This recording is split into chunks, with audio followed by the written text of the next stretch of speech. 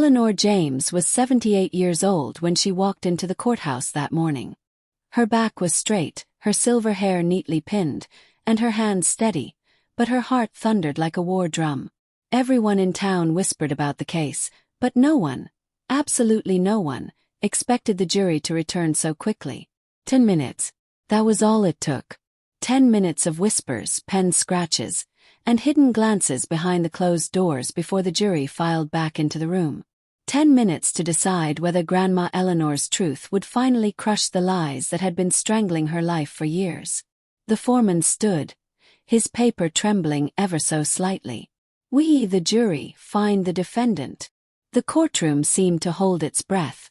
Eleanor's son sat stiffly at the defense table, his eyes darting between the judge and the crowd.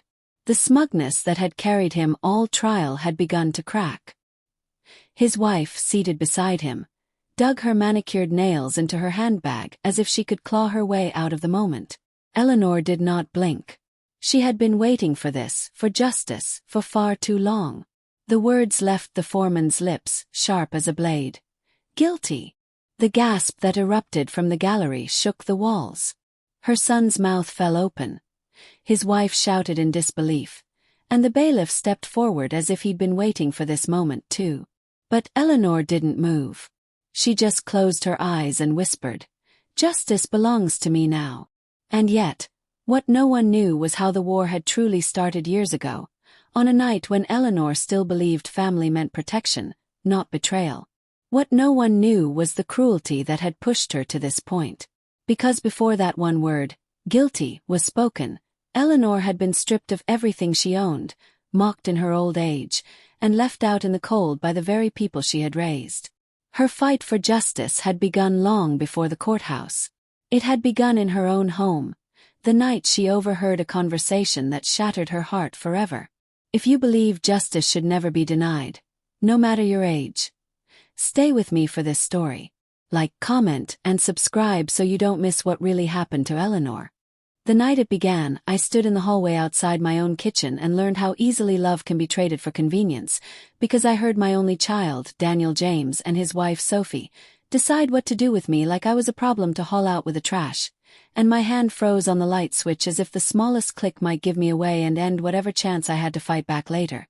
It was almost midnight, the teapot just beginning to whisper, when their voices slipped under the door like smoke from a house fire, and my first foolish thought was that they were planning my 79th birthday, but then Sophie said, "She's still sharp, Danny, too sharp," and her voice had that hard little ring in it that told me there would be no cake and no candles, only knives hidden in napkins. "Don't call me Danny," my son said, and something in me winced, because I remembered when he wanted to be nothing else, a boy with skinned knees and a mouth full of questions, but now his voice was steady and cold as a notary stamp as he added, "Tomorrow we get the papers signed, by Friday the house is on the market," and somewhere between those sentences the floor under my feet gave a long slow groan. "What if she refuses?" Sophie asked, and the spoon in my hand trembled because in that quick, bright question lived the answer to everything. They knew I wasn't confused. They knew I still knew my name, my numbers, my history, and still they wanted me contained, managed, profited from, which meant they had a plan for refusal too. "Then we call Dr. Pierce," Daniel said, and I felt the nickname he used for our family doctor twist in my chest like a key, and he signs off on the cognitive decline, and we file for emergency guardianship. And the word emergency got inside my bones like winter, because they were planning to make my mind a lie on paper. I stood there, counting my own breaths, the house humming the soft old sounds of a place that had held us for 40 years. Loose stair, ticking clock, wind under the sash, and I realized every familiar noise might be the last thing that ever felt like mine if I stepped into that kitchen too soon. In the kitchen, Sophie clicked her pen the way a person practices a signature and said, "We should change the locks Saturday, before church friends start asking questions," and behind the door my mouth opened and closed without a sound, because the woman who had eaten at my table, who I had lent my pearl earrings on her wedding day, was walking me out of my own door in her mind. Daniel moved a chair. I knew the scrape. I had sanded those legs smooth when he was a teenager, and he said, "Mom will understand it's for her safety," which is what abusers always say when they want to climb into your pockets and call it help, and the tea finally began to scream as if it understood what I hadn't wanted to name. I killed the flame with a twist and let the kettle sob itself quiet, and I thought, "Eleanor, You will not give them the satisfaction of seeing you shake. Not tonight, not ever again. And I set the spoon down, pressed the placket of my robe flat, and stepped into the kitchen like a woman entering her own courtroom. They both flinched as if I'd appeared from the wall, and I watched Sophie's smile slide onto her face like a mask pulled up by strings, while Daniel's eyes skittered to the stack of folders on the table, red and manila, the colors of sirens and stale manila dreams, and I told myself not to look at the titles yet. Couldn't sleep, I said, and my voice was smooth. Oh, I was proud of that.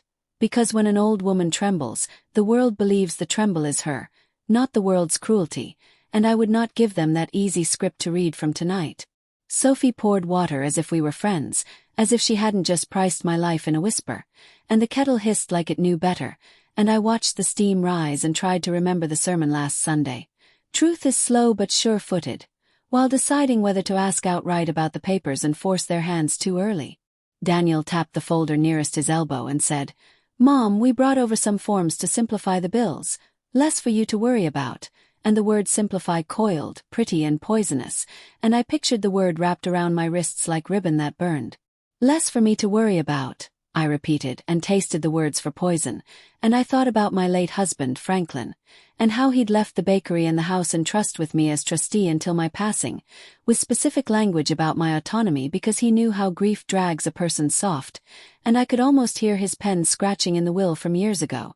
"Just sign here and here," Sophie said, and slid a pen toward me, and the paper closest had a kind header in a gentle serif that any tired grandmother might sign without reading closely, almost like a bedtime story, except the story was how you vanish a woman's life while keeping her tea warm.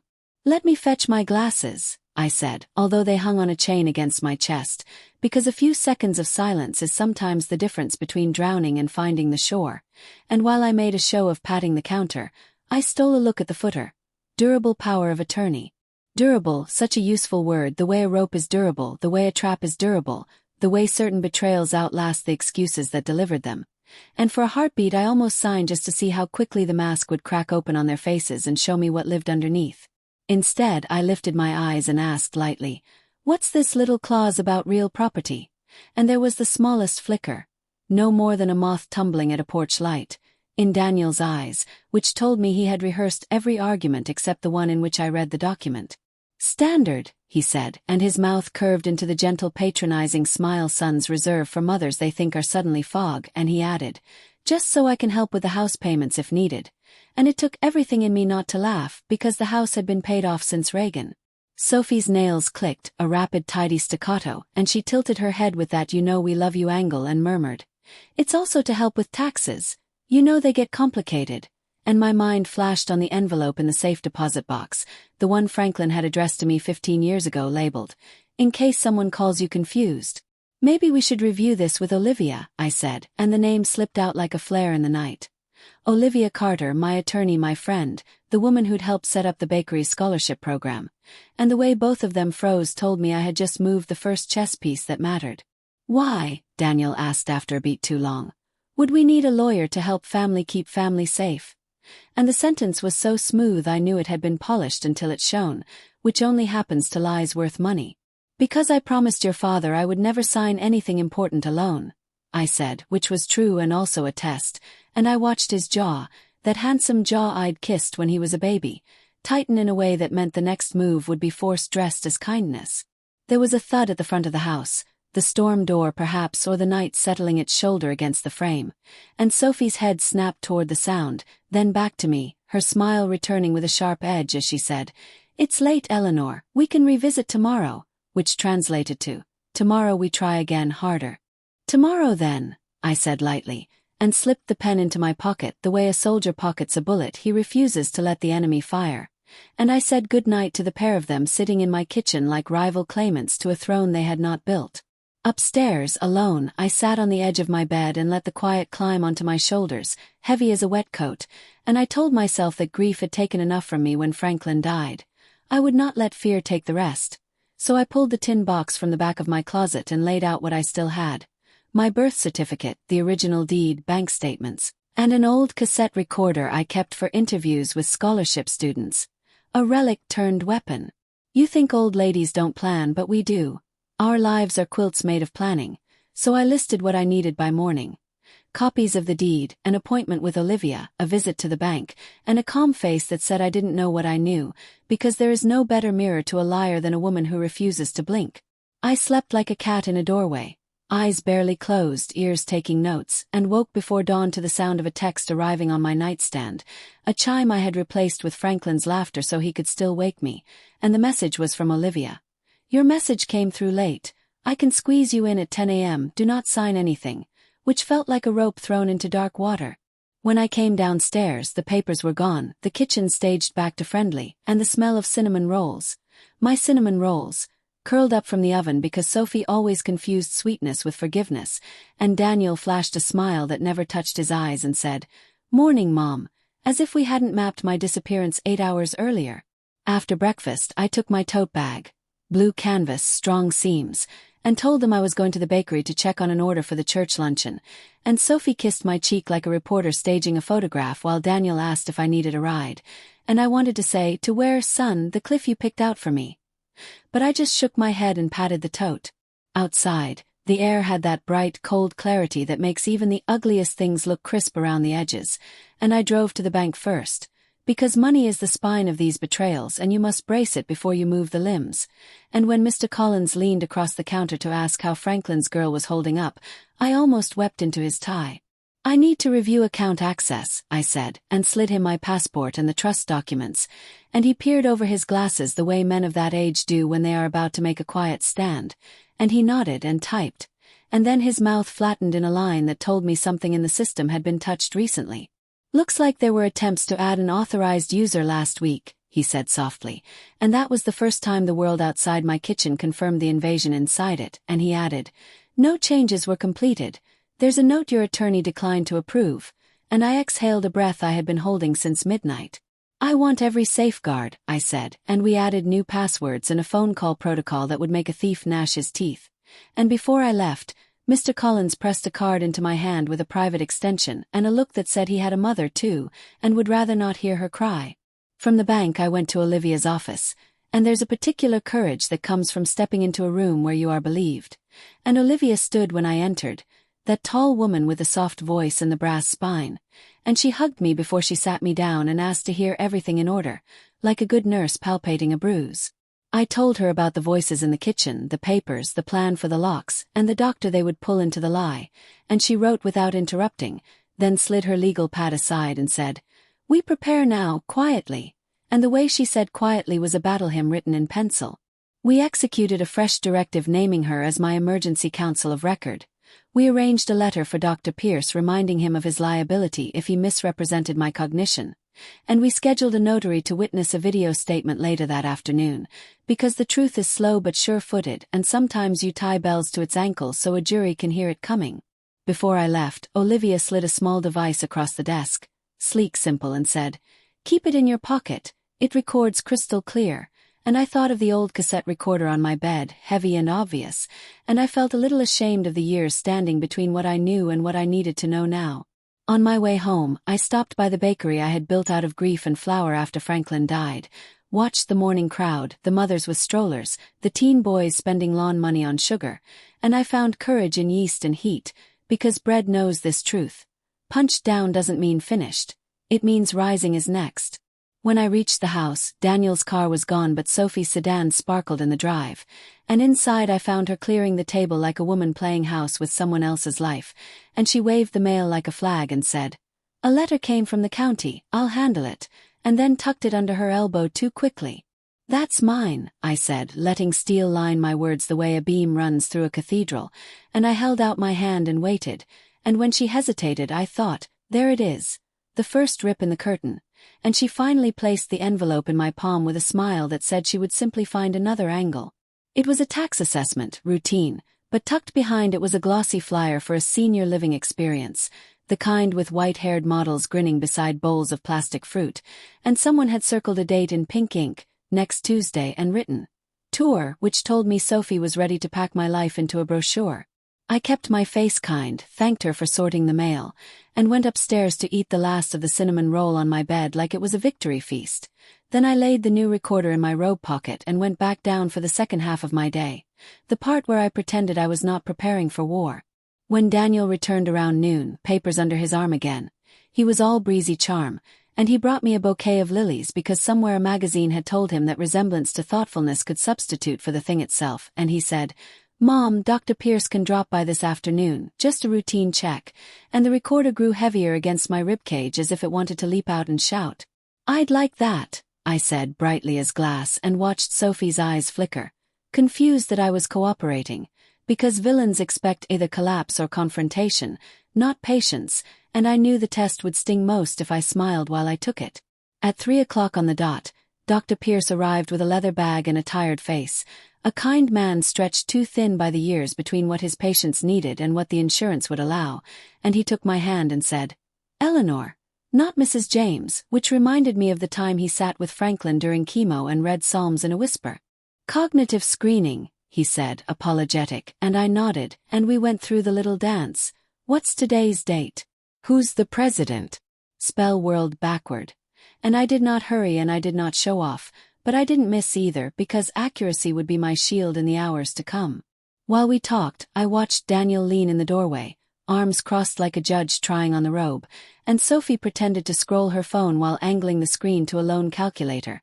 And when the test ended, Dr. Pierce closed his notebook, looked over his glasses at my son and said simply, "She's fine," and the word fine rang like a bell in a sleeping town. Daniel's jaw twitched. Sophie's mouth thinned. I poured coffee for the doctor, and he lingered long enough to ask after my arthritis and to tell me about his grandbaby. Peach fuzz hair, stubborn as spring, and when he left, he squeezed my shoulder in that small old-fashioned way that says you've been seen. The house exhaled with him, and then Daniel said, "Mom, about the forms. We really should get ahead of things," and slid a different stack across the table. Guardianship delayed was still guardianship desired, and I looked down and found a quitclaim deed nested like a snake between bank authorizations, and the thought rose up like bile. They were going to take the house even if it meant carving the marrow from our family tree. I drew a slow breath and remembered Olivia's counsel. Let them show their hands, let them talk, let the recorder collect the truth. And so I asked soft questions and watched hard answers tumble out, like coins rattling from a machine that's been hit just right. And by dinner I had enough on tape to build a staircase the jury could climb to see what had been done to me.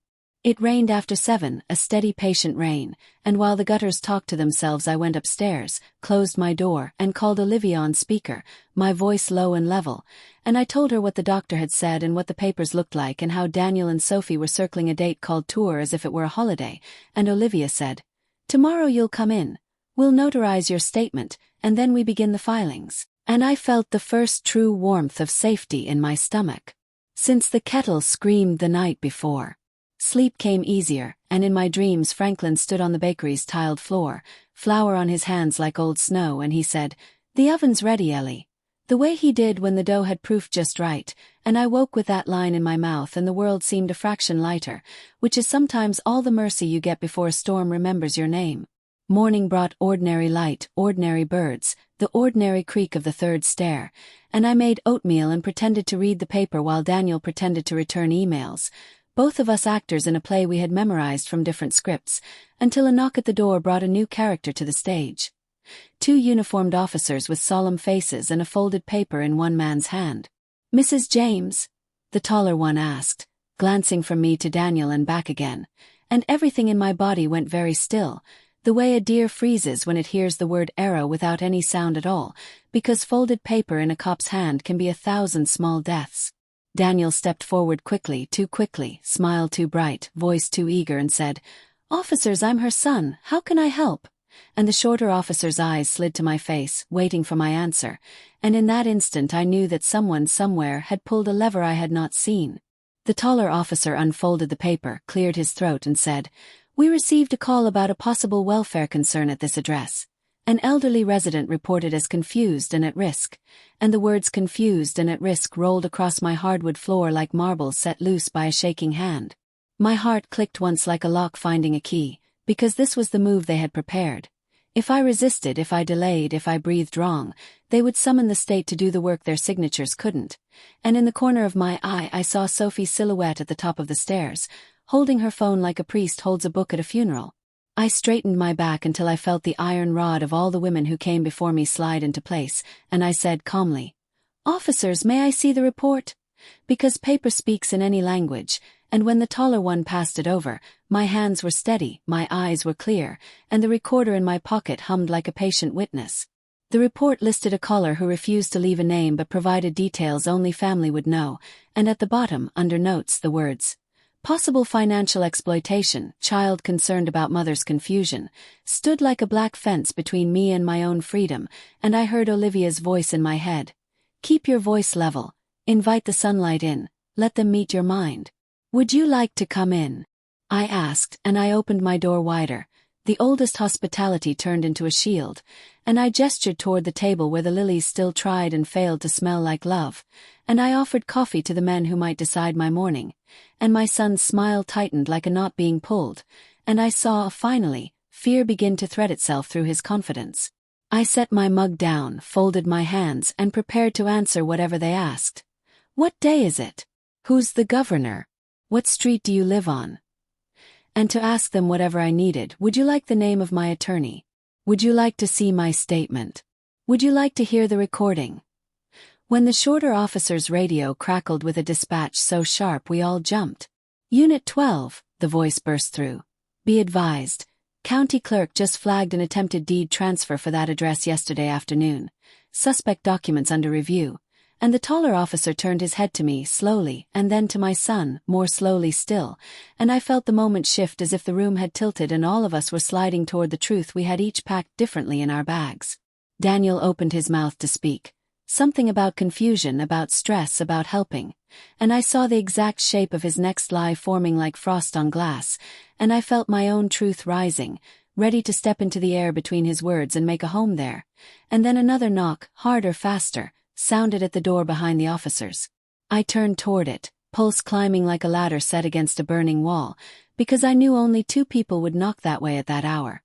The sheriff with a warrant, or Olivia with the papers that could save the next 10 years of my life, and I didn't know which name was about to enter my kitchen first. If you're holding your breath with me, don't stop now. Like, comment, and subscribe so you don't miss what's behind that knock and how one grandmother turns a quiet recording into a thunderclap in court. The pounding on the door echoed through the house like a drumbeat of judgment. The officers stiffened, Daniel's jaw flexed, and Sophie clutched the railing upstairs as though bracing for the world to shift beneath her. I stood in the doorway, steady as I could manage, and whispered inside my own chest, "Please let it be Olivia." The taller officer opened the door, and there she was. Olivia Carter. She wasn't wearing her courtroom blazer today. Only a charcoal sweater and dark jeans, but her presence carried the same gravity as any gavel. Her eyes swept the room, took in the officers, my son, the folder on the table, and then landed on me. And for the first time since Franklin died, I felt like someone had arrived for me. "Officers," she said smoothly, handing over a slim folder sealed in blue ribbon. "I'm attorney of record for Mrs. Eleanor James. These are notarized statements regarding her mental competency, her finances, and her ownership of this residence. Any welfare concern can be addressed by reviewing these documents." Sophie gasped. Daniel cursed under his breath, but Olivia's voice never wavered. She looked straight at the taller officer. "I trust you'll want to review these before proceeding." The officer glanced at the documents, then back at me. His eyes softened. "Mrs. James, would you be comfortable answering a few questions for the record while we review this?"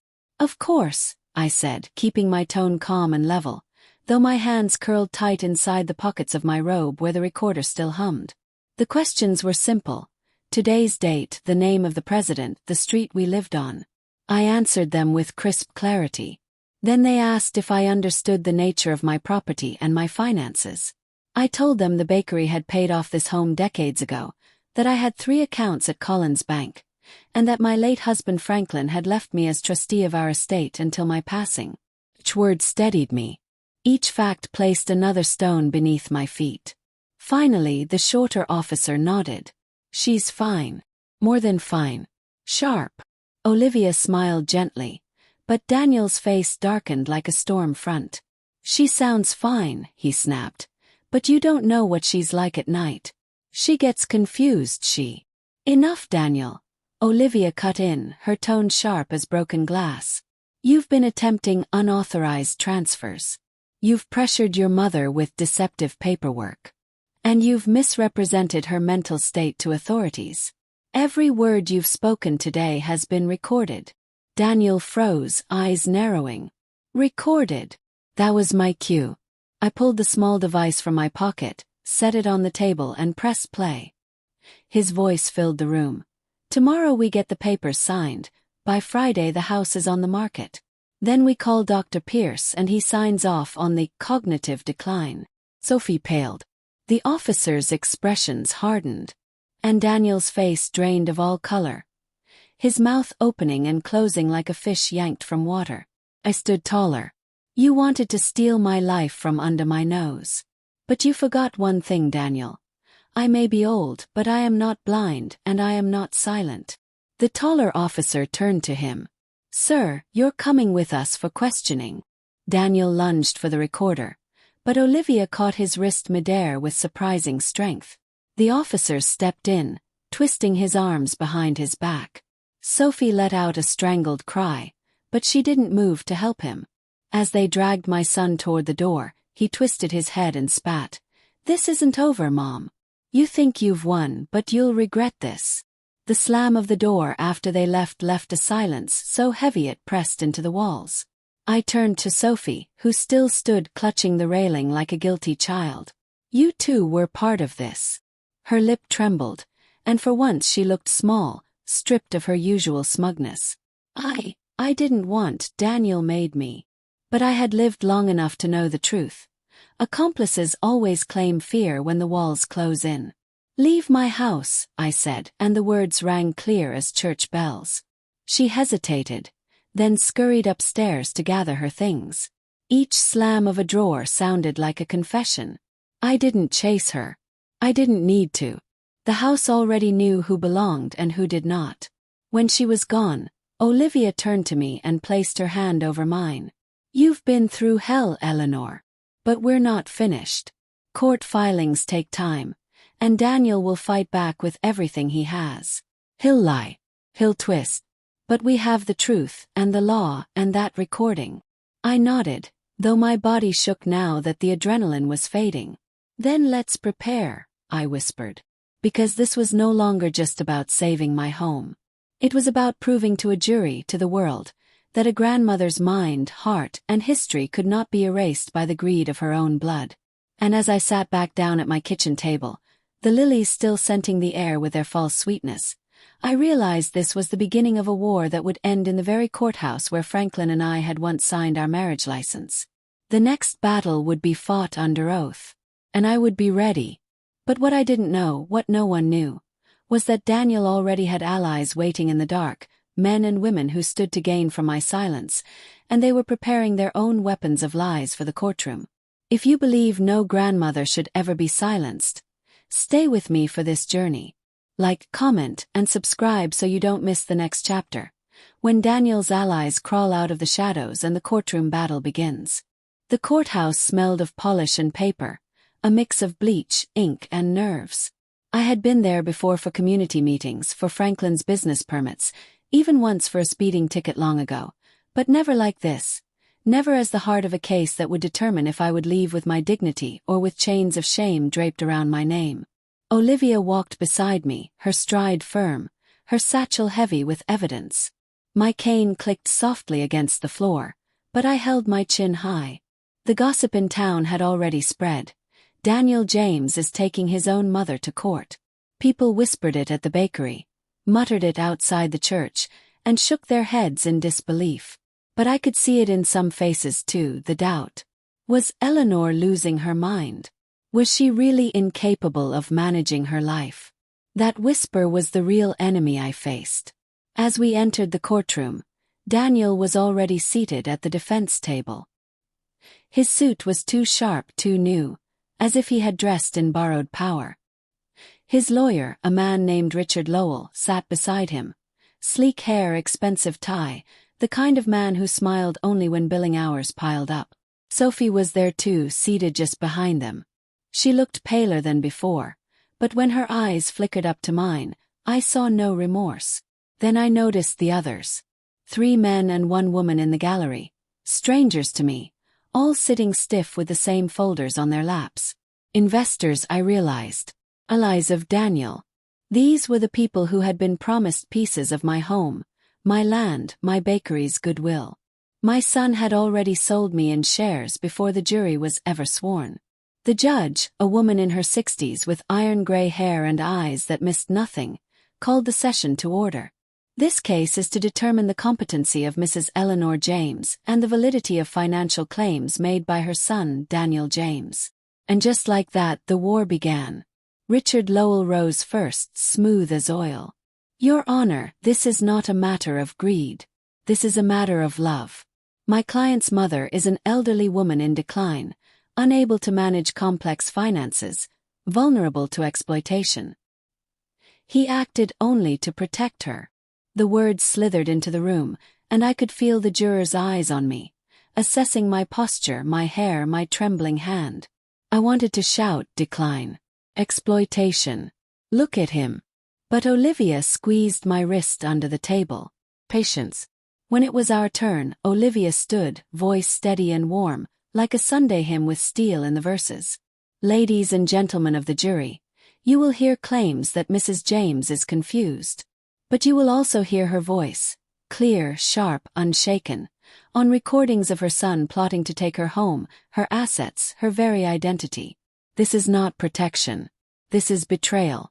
And betrayal has consequences. A murmur rippled through the room. Daniel's jaw tightened. The first witness was Dr. Pierce. He sat with his hands folded, looking tired but resolute. Richard Lowell tried to paint him as forgetful, asking about his busy schedule and slip-ups, but the doctor's voice never wavered. Mrs. James is competent. She passed every test. I would not sign anything to the contrary. Then Lowell pressed harder. Isn't it true, doctor, that elderly patients often appear competent in brief evaluations but deteriorate rapidly afterward? Pierce leaned forward, eyes firm. Not this one. Eleanor James is sharper than half the people in this room. A laugh broke out in the gallery before the judge silenced it with her gavel. But I caught the faintest smile at the corner of her mouth. Then came the darker part. Lowell called Sophie. She took the stand with practiced tears glistening, her voice trembling. I only wanted to help.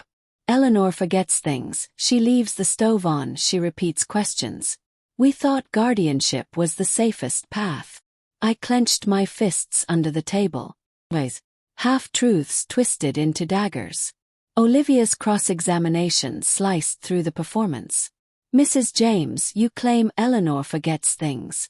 Can you give us specific dates, times, documented incidents? Sophie faltered. Well, it happens often. I don't. Do you recall the date of your own mother's birthday? Olivia asked sharply. Sophie blinked. Of course. June 12th. And do you recall the date of Eleanor's mortgage being paid off? Silence. Because Eleanor does. Olivia pressed, sliding a document forward. Paid in full April 14, 1987. Signed by Franklin James. Tell me again, who is confused here? The jury shifted in their seats. Sophie looked down, cheeks burning. Then Olivia played the recording. The jury heard Daniel's voice clear as glass. Tomorrow we get the papers signed. By Friday the house is on the market. Then we call Dr. Pierce and he signs off on the cognitive decline. The room gasped. One juror actually turned to glare at Daniel. He paled, gripping the edge of the table as though he could anchor himself against the weight of his own words. The judge banged her gavel. Order! Order in the court! But there was no order anymore. The truth had cracked the air wide open. Lowell scrambled, objecting about context, about legality of recordings, but Olivia was ready. The recording was made in Mrs. James's own home, with her own consent, in a state where one-party consent is legal. It is admissible. The judge agreed. Tape stayed in. When the session adjourned for the day, I stood slowly, cane in hand, and faced my son. He tried to meet my eyes but failed. Sophie wouldn't even look up. The strangers, the investors, slipped out quietly, their faces like stone. They knew their golden goose had turned out to be rotten. Outside the courthouse, Olivia whispered, "They'll fight harder tomorrow. Expect more lies. Expect character assassination." He nodded. "I've been called names before. But this time I have proof." What I didn't know then, what I couldn't know, was that Daniel had one more weapon hidden, one more ally waiting to step forward and twist the knife. A woman from my past I hadn't seen in 30 years, ready to testify that I wasn't the saint people thought I was. If you believe the truth always finds a way, don't look away now. Like, comment, and subscribe so you don't miss what happens when a ghost from Eleanor's past walks into the courtroom. The next morning, the courthouse felt heavier, as though the walls themselves knew another blow was about to fall. I wore the same navy dress Franklin once said made me look like a woman who doesn't lose, and I carried my cane not just for support but as a reminder.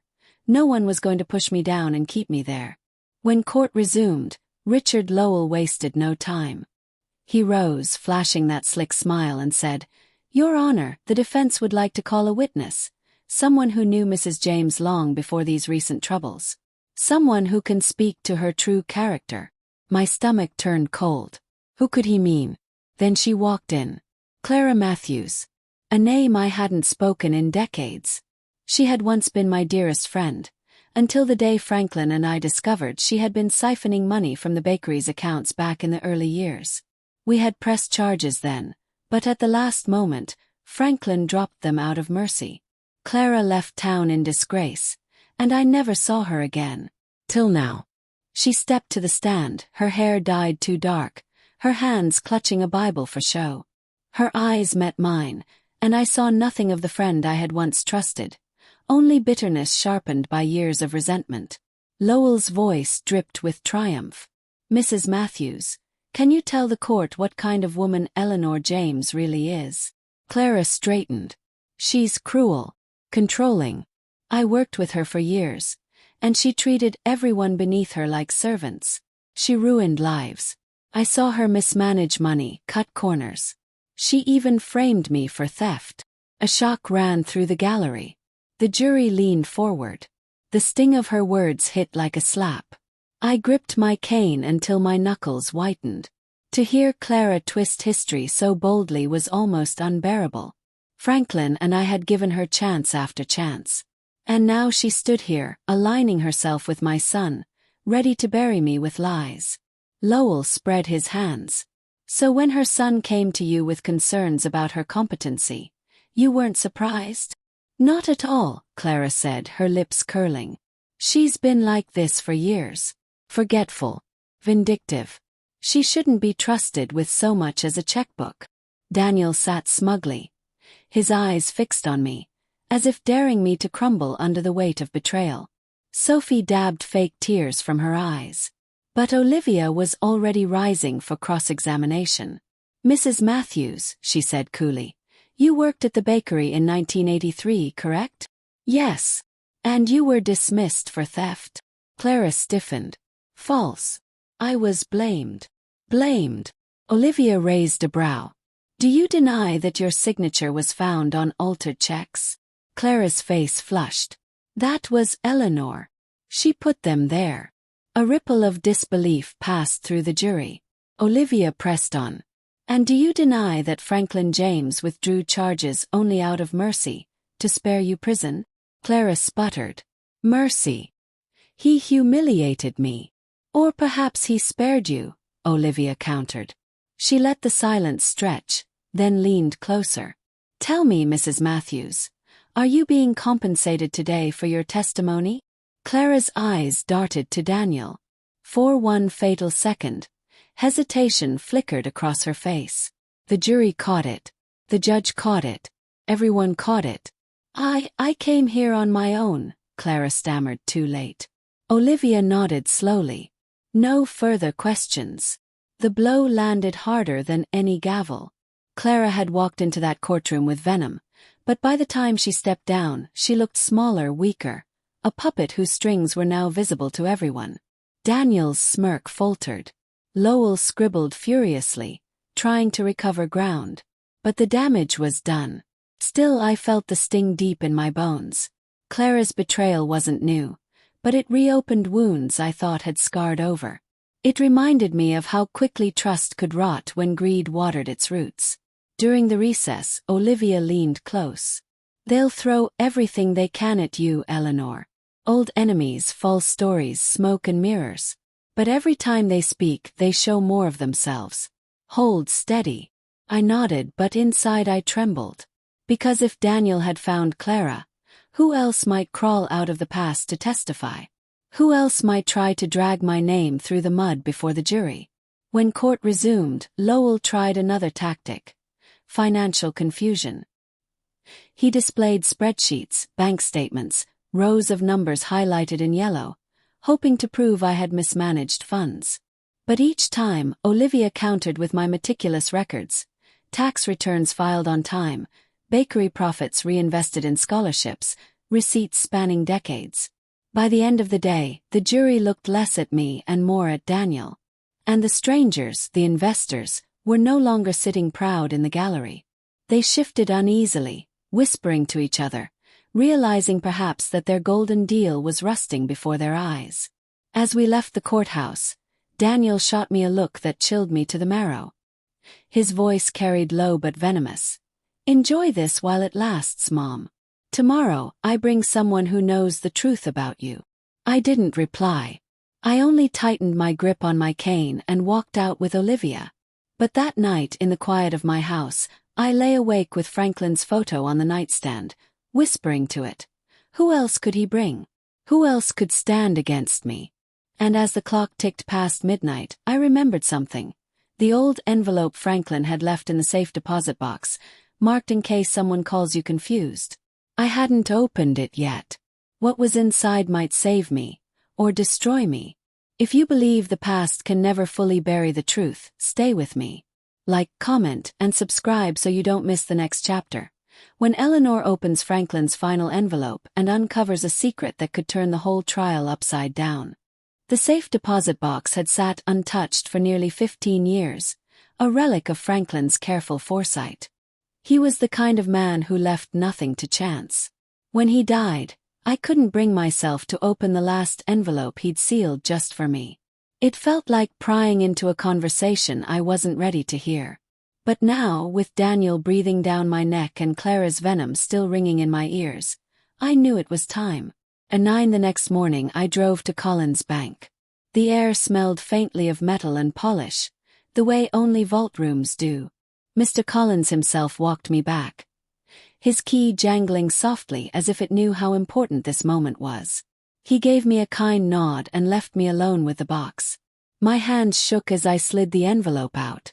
"In case someone calls you confused," Franklin had scrawled across the front in his neat block letters. The edges were yellowed with time, but his handwriting was steady, just like I remembered him. I opened it carefully, and inside I found more than I expected. A notarized letter Franklin had signed, affirming my full ownership and independence regarding the house, the bakery, and all assets.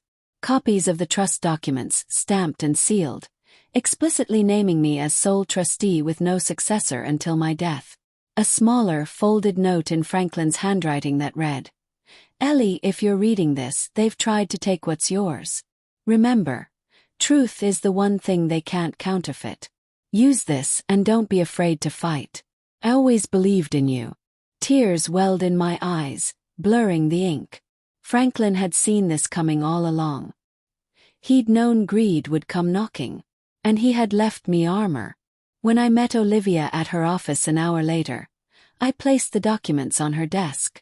Her eyes widened. This is ironclad. Eleanor, this could end the whole case. Then why do I feel like Daniel's still holding something? I whispered. Olivia sighed. Because men like him don't stop. He said he'd bring another witness. He'll try one last time to smear you. But this, she tapped the envelope, is a sword and a shield. We'll be ready. The next day in court, Daniel's lawyer was restless, papers shuffling too quickly, his smile too thin. I could feel something brewing. "Your Honor," Lowell began, The defense calls its final witness, Karen Walters. The name hit me like a stone. Karen, my estranged sister. I hadn't spoken to her in 20 years. Not since she accused me of hoarding our parents' inheritance after their deaths. The truth was, our parents had left almost nothing, and what little there was, Franklin and I used to patch the roof and pay hospital bills. But Karen never forgave me for stealing her future. And now, here she was, walking into the courtroom with bitterness etched in every line of her face. She sat, swore her oath, and looked directly at me with a smirk that chilled me to my core. Mrs. Walters, Lowell began smoothly, tell us about your sister, Eleanor James. Karen crossed her arms. Eleanor's been a manipulator her whole life. She kept money from me, she cut me out of decisions, and now she acts like a victim. But I've seen her lie to family before. If she could betray me, she could betray anyone, including her own son. The jury stirred. My heart hammered. This was Daniel's last card, and he had played it well. Family against family, sister against sister. It looked damning. But then Olivia stood calm as always. Mrs. Walters, did your parents leave a will? Karen frowned. No. They died without one. And was there an inheritance? Not much, Karen admitted. Not much, Olivia repeated softly. So when you accuse Eleanor of stealing, what exactly was there to steal? Karen sputtered. She took control. She never asked me. Olivia nodded. Control of medical bills, control of home repairs, control of responsibilities. Tell me, Mrs. Walters, did you contribute a single dollar to those expenses? Karen's face twisted. I wasn't in a position to. Olivia let the silence stretch until even the jurors looked uncomfortable. Then she leaned forward. So your testimony is not about Eleanor's competency. It's about a decades-old grudge. Karen's eyes blazed. She ruined my life. Or, Olivia said quietly, did she save the family house while you walked away? The courtroom was still. Karen's words hung in the air like smoke. Then the judge cleared her throat and dismissed her. Daniel's face had gone gray. Lowell rubbed his temple. Their last arrow had snapped in mid-flight. That afternoon, Olivia introduced Franklin's envelope into evidence. The jury studied the notarized letter, the trust documents, Franklin's unwavering handwriting. Olivia's voice rang clear. Even in death, Franklin James speaks the truth. He trusted his wife. And he was right. I watched the jurors' faces as they read. Some nodded. One smiled faintly. I knew then that Franklin had saved me one last time. But the fight wasn't over yet. The judge announced final arguments would begin the following day. The jury would deliberate after that. That night, alone in my room, I stared at Franklin's note again. Truth is the one thing they can't counterfeit. I whispered. Then let it be enough, Franklin. Please let it be enough. What I didn't know was that Daniel, desperate and cornered, was already plotting a stunt for closing arguments. Something reckless, something that would either sway the jury back to his side or bury him forever. If you believe family betrayal should never outweigh the truth, stay with me. Like, comment, and subscribe so you don't miss the next chapter, when Daniel makes one final, desperate gamble in court. The morning of closing arguments, I woke before dawn. My house was silent, but my heart was not. It thudded and whispered. This is it, Eleanor. Today decides tomorrow. I dressed in my Sunday best, a cream blouse with pearl buttons Franklin had bought me on our 25th anniversary. I told myself I wasn't dressing for Daniel or for the jury. I was dressing for Franklin, for the bakery, for every late night I had sat over ledgers while Daniel slept peacefully in a bed I had paid for. When I arrived at the courthouse, the air was thick with tension. Reporters lingered outside now. Small-town papers, curious bloggers. Everyone wanted to see how far a son would go to strip his mother bare. Inside, Daniel sat stiff at the defense table. His tie knotted too tight. His smile stretched thin. Sophie was not beside him this time. Her absence spoke volumes. But there was something in his eyes, a wildness like a gambler on his last hand. The judge called for arguments. Lowell, Daniel's lawyer, stood first. He was smooth, practiced, his voice dripping with rehearsed sincerity. "Ladies and gentlemen of the jury," he began, "what you see here is not greed. What you see is a son, desperate to protect his mother from herself. Yes, mistakes were made, yes, words may have been harsh, but at the heart of this case is love. My client never wanted to hurt his mother. He only wanted to protect her from the dangers of old age." I almost laughed out loud. Protect me. By selling my home, forging my mind into a diagnosis, dragging me into court like a criminal? But I stayed still. Let him bury himself in honeyed lies. Then Olivia rose. She didn't pace, didn't wave her hands. She stood steady, her voice like clear water cutting through mud. "You've heard the recordings," she said. "You've seen the forged documents. You've witnessed witnesses brought forth not for truth, but for revenge. You've heard Dr. Pierce, who told you Eleanor James is competent. You've read Franklin James's words, safeguarding his wife's rights. This case isn't about love. This case is about greed. Naked, shameless greed." She let the words hang in the air. The jury leaned in. "And let me remind you," she continued, "love does not lie. Love does not forge signatures. Love does not sell homes out from under its owner. Love does not call police with false reports. What Daniel James did was not love. It was theft dressed in family's clothing. And theft, no matter how you spin it, is still theft." My throat tightened with tears, but I held them back. She was fighting for me but also with me. The judge nodded. "Defendant, you may speak briefly before deliberations." That was when Daniel snapped. He shoved back his chair, stood too quickly, and pointed at me with a trembling finger. His voice cracked, raw with rage. "She's lying. She's been lying my whole life. She manipulated Dad, she controlled the bakery, she always made me feel like nothing. You think she's some sweet old lady. She's a tyrant who ruined me." Gasps filled the courtroom. The jurors stiffened. Even Lowell tried to tug him back into his seat, hissing under his breath, but Daniel shook him off. "You all think she's innocent," he shouted, pacing like a caged animal. "Ask her about the inheritance she stole from Aunt May. Ask her about the deals she made behind closed doors. She's been lying to all of you. She's the one who should be on trial, not me." The judge banged her gavel.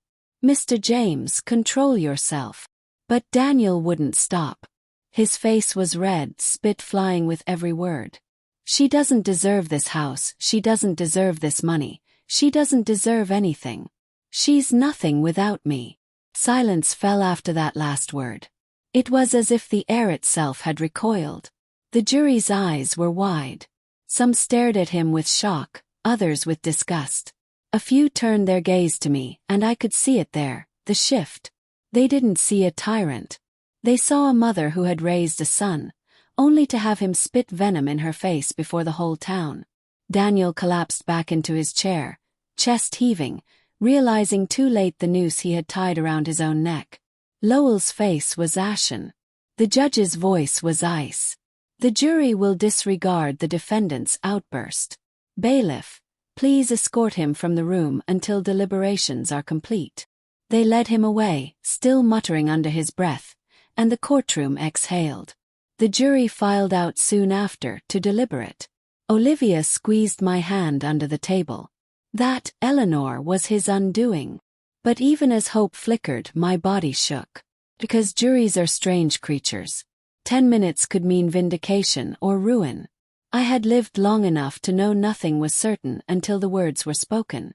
I walked out of that courtroom with Franklin's envelope pressed tight in my purse, praying it would be enough, and fearing what would come if it wasn't. The jury deliberated longer than I expected. Every tick of the courthouse clock was another stone on my chest. Olivia tried to soothe me, saying his outburst had sealed the case. But I couldn't shake the fear. Finally, the bailiff returned. "The jury has reached a verdict." My legs wobbled as I stood. 10 minutes, that's all it had taken.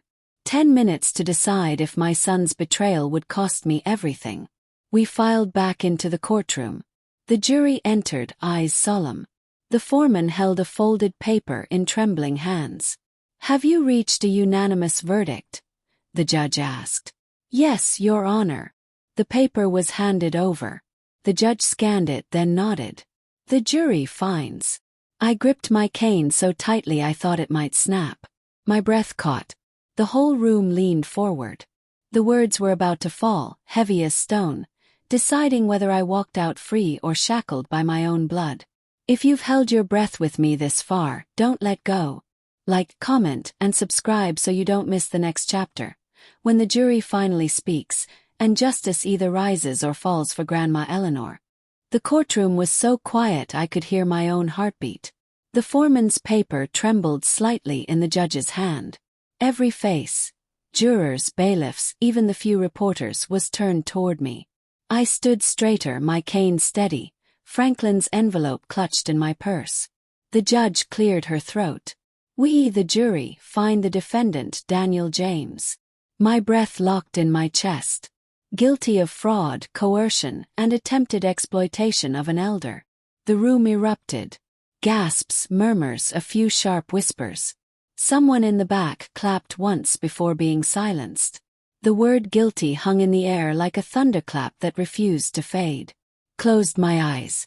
Just for a moment, I let myself feel Franklin's presence beside me. Justice, after all the nights of fear and humiliation, justice was finally mine. Daniel shot to his feet, face crimson. "This is a sham. She manipulated you all. You don't understand, she's..." The bailiff gripped his arm. "Sit down, sir."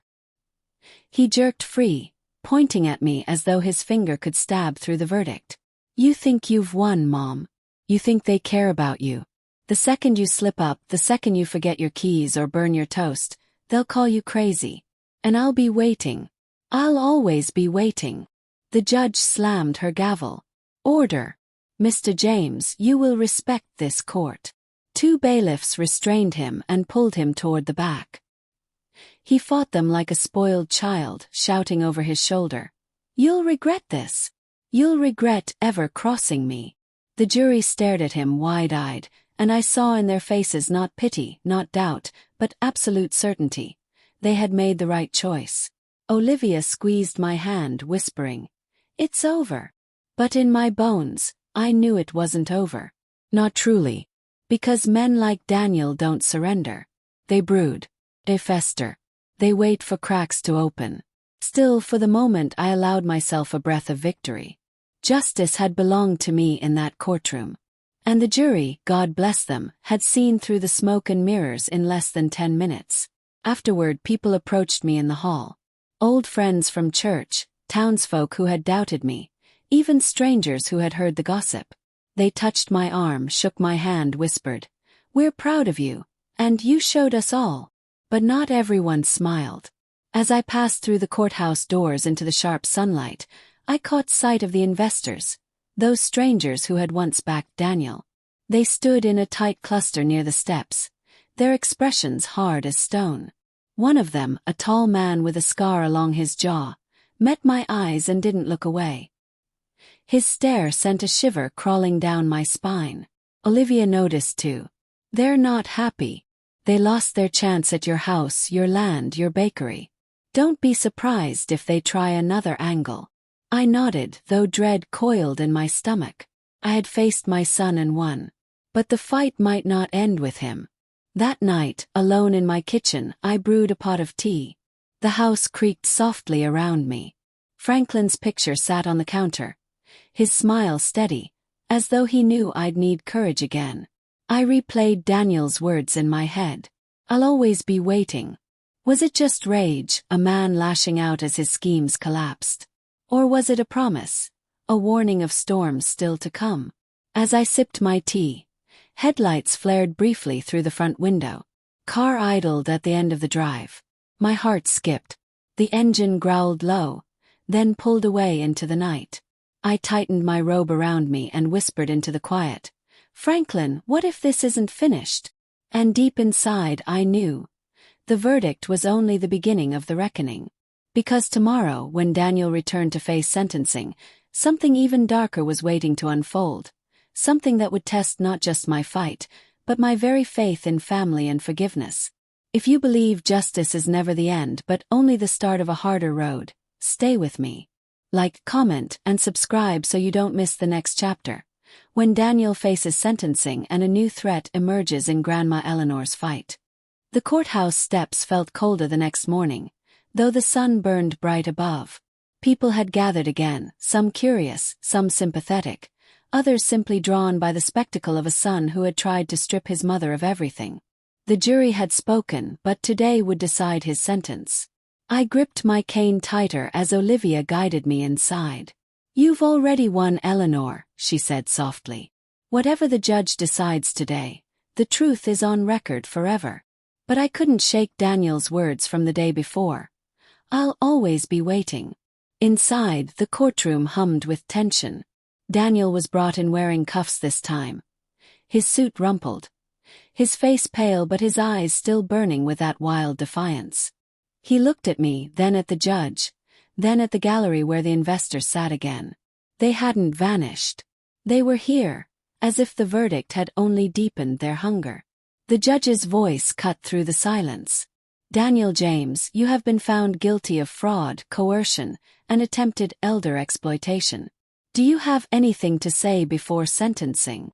Daniel stood slowly, chains rattling. For a moment I thought he might apologize, might show a scrap of remorse. Instead he smiled, a twisted, empty smile. "I'll say this. You can chain my hands, but you can't stop the truth about my mother from coming out. You've only heard her side. One day the rest will surface. And when it does, you'll all see I was right." Gasps rippled through the room. He wasn't begging. He was baiting. The judge's eyes narrowed. "Mr. James, I sentence you to 5 years in state prison, with no eligibility for early release. Additionally, restitution for legal fees and damages will be owed to Mrs. Eleanor James." The gavel fell. The sound echoed like thunder. Daniel didn't flinch. He turned his head as the bailiffs led him away, eyes locking with mine. "This isn't the end, Mom. You'll see." I wanted to shout back, "It is the end." But I couldn't. Because something in his eyes told me he had planted seeds. Plans that would sprout even while he sat behind bars. After court, Olivia walked me out. The crowd parted. Some clapped, some whispered. But as we descended the steps, that same scar-jawed investor stood waiting near the curb. He lit a cigarette, his gaze never leaving mine. "You won today," he said quietly as I passed. But Daniel wasn't working alone. And debts don't disappear with verdicts. Olivia bristled. "Is that a threat?" The man flicked ash onto the pavement. "It's a reminder. There's still property. Still value. Still ways to collect." He walked away before we could answer, disappearing into the crowd like smoke. That night, back in my kitchen, I sat with the lights off, the envelope from Franklin spread open before me. His note whispered in my heart again. Truth is the one thing they can't counterfeit.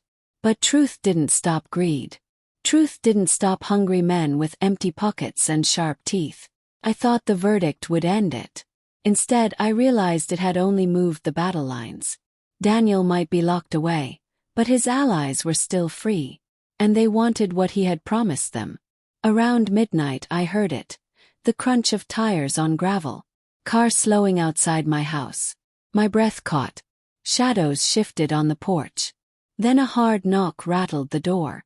I stood frozen in the dark, cane in one hand, Franklin's envelope in the other. Whoever was out there wasn't here for tea. If you believe Grandma Eleanor's fight isn't finished, you're right. Like, comment, and subscribe so you don't miss the next chapter. The final showdown when Daniel's allies come knocking, and justice must belong to Grandma one last time. The knock shook the door again, harder this time. My house, my sanctuary for more than 40 years, felt suddenly fragile, like its old beams couldn't hold against the hunger waiting outside.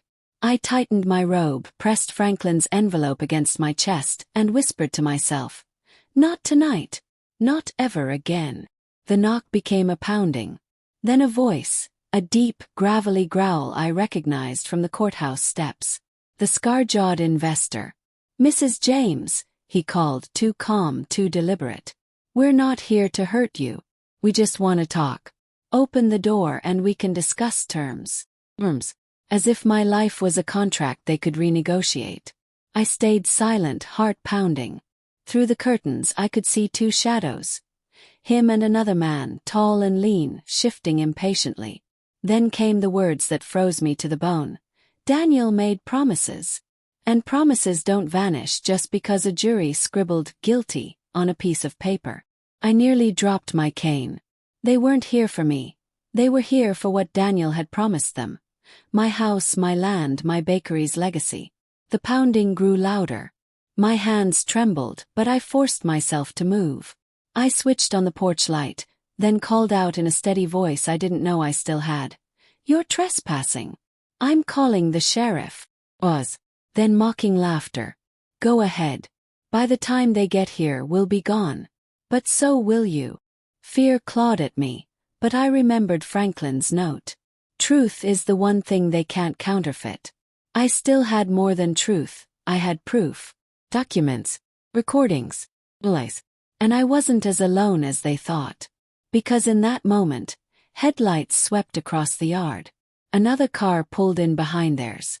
Olivia stepped out, phone in one hand, the other holding a file.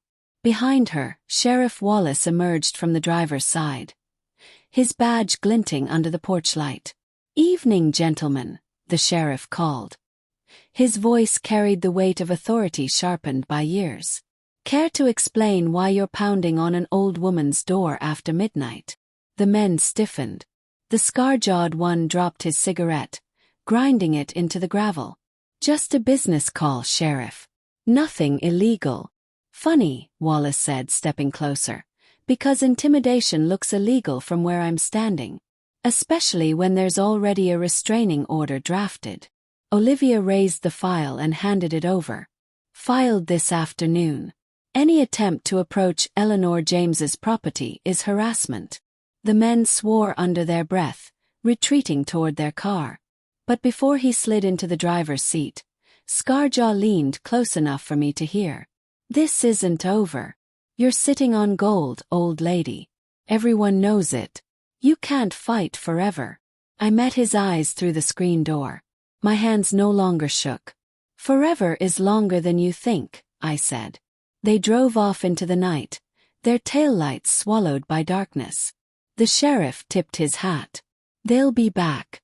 But we'll be ready. And next time they won't walk away so easily." When the house was quiet again, Olivia sat with me at the kitchen table. She laid Franklin's envelope between us, smoothing the paper gently. "He left you more than protection, Eleanor. He left you power. With this, we can secure every asset, lock every door they're trying to pry open. They'll never take what's yours again." I nodded, tears slipping down my cheeks. Not tears of fear this time, but of release. For too long I had believed age made me small, powerless, easy to erase. But tonight proved otherwise. I wasn't just surviving Daniel's betrayal. I was standing, cane in hand, unshaken in the face of wolves. The next weeks moved quickly.